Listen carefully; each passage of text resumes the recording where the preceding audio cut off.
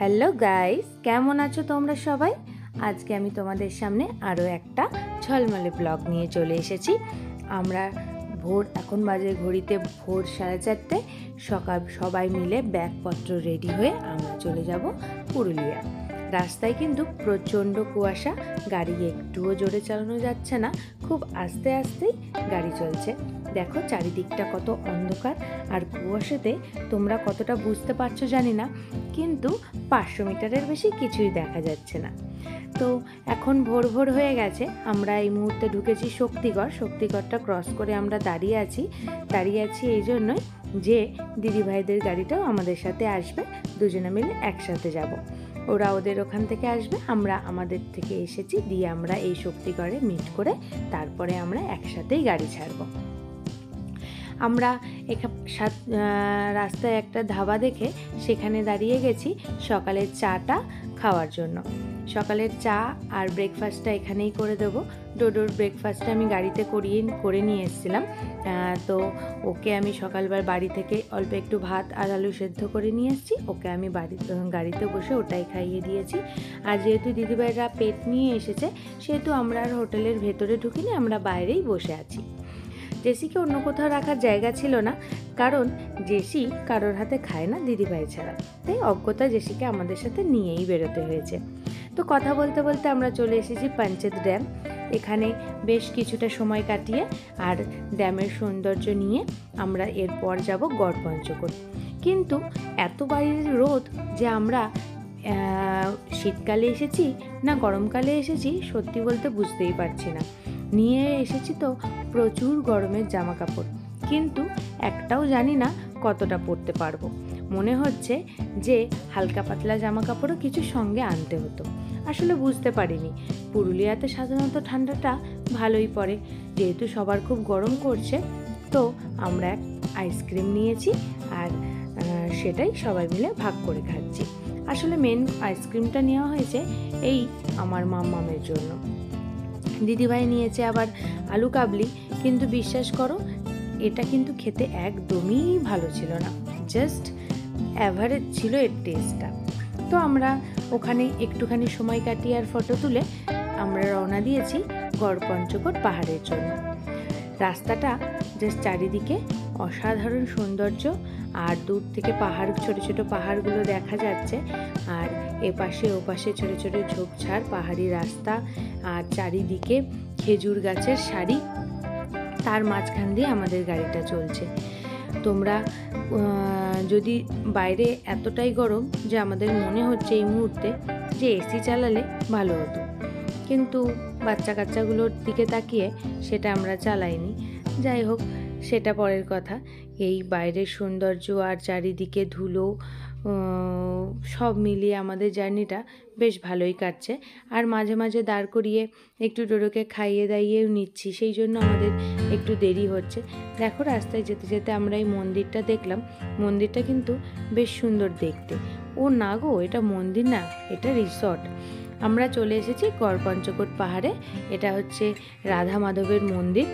রাধা মাধবের মূর্তি আছে ভেতরে একটা, খুব সুন্দর পোড়া মাটির কাজ করা মন্দিরটা, চারিদিকে সুন্দর ওর দৃশ্য তোমরা দেখতে পাবে। দেখো তোমরা ক্যামেরায় কতটা বুঝতে পারছো আমি জানি না রাধা মাধবকে। দেখো এইবার তোমরা স্পষ্টভাবে দেখতে পাবে।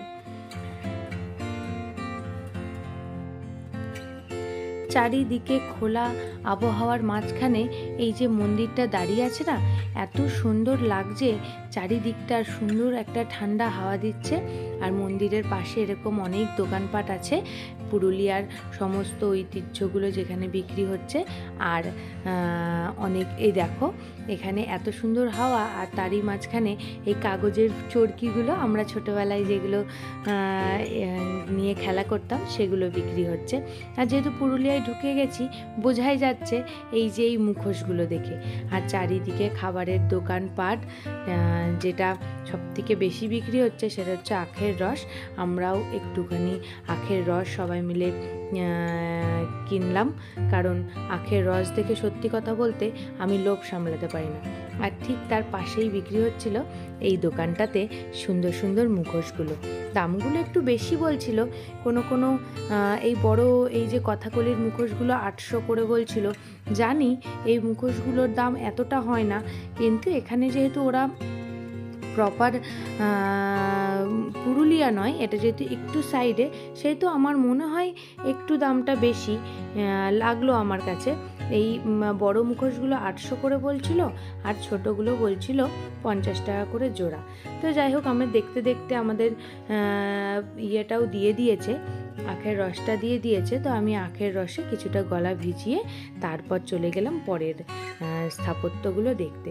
দেখো ভাঙাচোরা স্থাপত্যগুলো কীরকম খটখটেভাবে দাঁড়িয়ে আছে। এই মেনটেনেন্সের অভাবে সব জিনিসগুলো কেমন যেন আগোছালো হয়ে গেছে। তাই আমরা বেশ খানিকটা উপরে উঠে গড়পঞ্চকোট পাহাড়ের উপরে উঠে ভাঙাচোরা রাস্তা দিয়ে চলে গেলাম এই দুর্গা মন্দিরে। জানি না, সবাই বলছে দুর্গা মন্দির, রাজা বিক্রমাদিত্যর আমলে নাকি এটা দুর্গা মন্দিরই ছিল, কিন্তু এখন সেটা প্রায় ভগ্নপ্রায়। তো ভগ্নপ্রায় অবস্থায় পড়ে আছে। তার আমরা সেখানে গিয়ে কিছুটা ফটো তুলে কিছুটা সময় কাটিয়ে, আর এত রোদ তাই মন্দিরের পিছনে আমরা বেশ খানিকক্ষণ বসে তারপরে চলে এলাম গাড়িতে।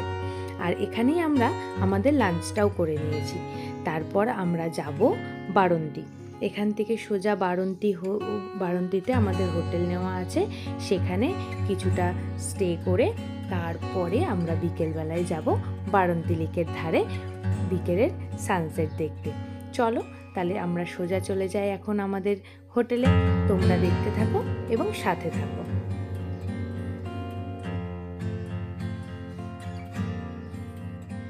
গাড়িতে আস্তে আস্তে ডোডো ঘুমিয়ে পড়েছে, আর আমরাও চলে এসেছি আমাদের হোটেলে, মানে কটেজ আর কি। তো ডোডো যেহেতু ঘুমিয়ে পড়েছে, ডোডোকে শুইয়ে দিয়ে আমরা চটপট নিজেরা একটু ফ্রেশ হয়ে নিলাম, কারণ সেই ভোরবেলা বেরিয়েছি। এখন যদি একটু ফ্রেশ না হই, বেশ বিকেল হয়ে গেছে, বিকেল এখন প্রায় 3টে। তো আমরা একটু যদি ফ্রেশ না হই তাহলে আমাদের ভালো লাগবে না। তাই বিকেলবেলা ফ্রেশ হয়ে একটু রেস্ট নিয়ে আমরা চলে এসেছি বাড়ন্তির লেকের পাশে। লেকের পাশে এরকম ছোটোখাটো দোকান আছে। এখানে আমি দেখছি যেখানেই যাও না কেন চারিদিকে যথেষ্ট পরিমাণে খাবারের দোকান।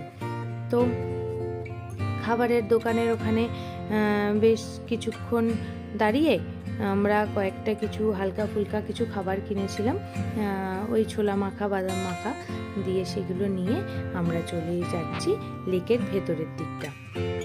ভেতরের দিকে এসে একটা নিরিবিলি জায়গা দেখে সবাই মিলে বসে আজকের সন্ধ্যেটা উপভোগ করছি। তারপর হোটেলে গিয়ে ডিনার কমপ্লিট করে আজকের দিনটা এইভাবেই শেষ করলাম। আর তোমাদেরও ব্লগটা কেমন লাগলো জানিও, আর তোমাদের আমার সাথে থেকো, কারণ এরপরে আরও 2টো ব্লগ থাকবে পুরুলিয়ার। তোমরা সবাই কিন্তু চ্যানেলটা অবশ্যই সাবস্ক্রাইব করে দিও, লাইক করে দিও, আর পাশে থেকো। আর সাবস্ক্রাইবের পর বেল অপশানটা টিপতে ভুলো না কিন্তু। বাই।